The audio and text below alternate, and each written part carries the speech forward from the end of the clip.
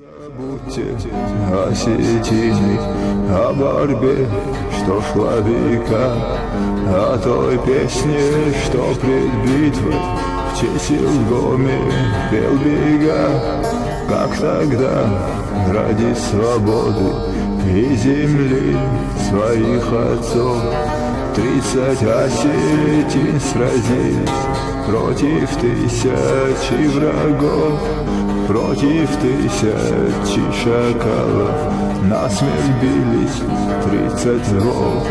И от песни их присмертной застывала в жилах кровь.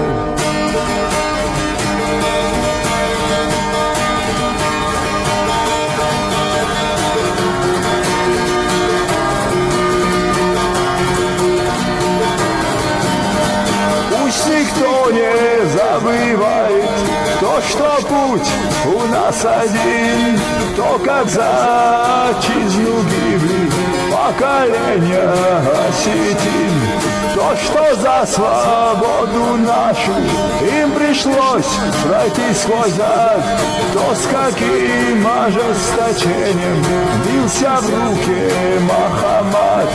Всех ребят, что меня мирно в школьном дворике лежат, тех, кто яростно сражался 20 лет тому назад.